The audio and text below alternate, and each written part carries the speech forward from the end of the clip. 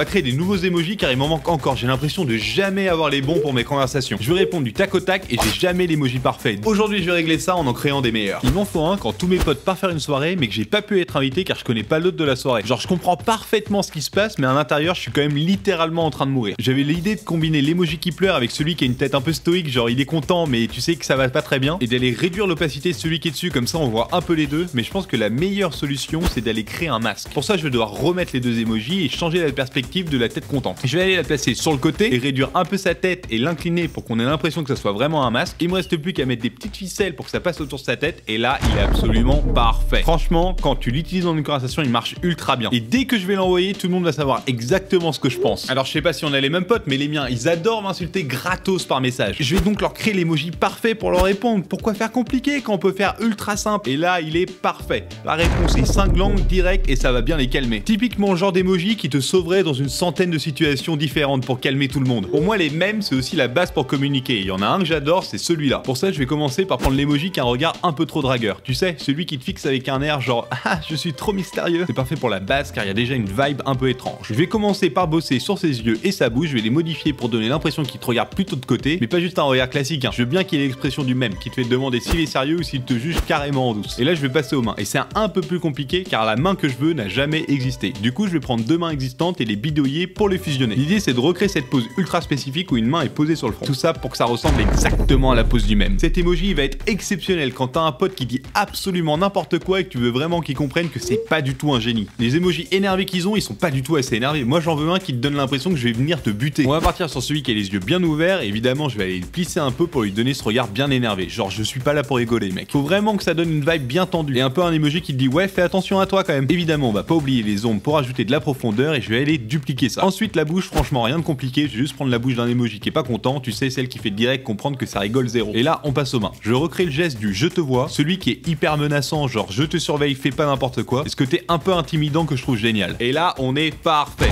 Et franchement, celui-là, je suis assez content car on voit bien qu'il est bien énervé et beaucoup plus vénère que tous les autres qu'il pouvait proposer. Et pour être honnête, il met méga la pression. Alors, je sais pas si vous voyez ce même avec l'emoji dans le noir, celui qui te fixe avec une tête de personne ultra déçue. Genre, il sait ce que t'as fait et franchement, il a même pas les mots. Il te regarde comme si t'avais vraiment dépassé les limites et il a carrément honte pour toi. Pour ça, je vais d'abord choisir un emoji qui a déjà l'air bien triste, limite dramatique. Ensuite, je vais le combiner avec l'emoji qui a les yeux grands ouverts. Franchement, lui, c'est le GOAT, je l'utilise tout le temps. Il te regarde vraiment comme si t'avais fait un truc improbable, genre manger de la terre ou je sais pas quoi. Une fois que j'ai cette base, on va assombrir la tête de l'emoji comme si toute la scène se passait dans un coin sombre bien dramatique. Je vais jouer avec les ombres. Je vais finir en replaçant les pupilles et boum. Cet emoji, franchement, il marche parfaitement quand t'as totalement honte de ce qu'est en train de dire un de tes potes et que tu dois lui faire comprendre rapidement qu'il est en train de délirer le malade. Alors là, il y a plus aucune justification. J'avais juste envie d'envoyer un emoji qui monte ses fesses à un pote, donc on va le faire. Et finalement, ses fesses, ça serait pas juste simplement des petites têtes, juste à les aligner parfaitement et à les combiner dans l'emoji. On va évidemment pas oublier de rajouter des petites ombres pour bien les séparer. J'ai plus qu'à rajouter un regard ultra suspect à l'emoji et je vais reprendre une des têtes que j'avais déjà créé auparavant et paf, il est trop mal fait. Genre, c'est quoi cette horreur? Ça marche, mais alors, mais pas du tout. On dirait des petits bras, c'est ultra nul. On vient de révolutionner l'industrie des emojis pour toujours et va regarder cette vidéo où je crée encore une fois d'autres emojis de fou.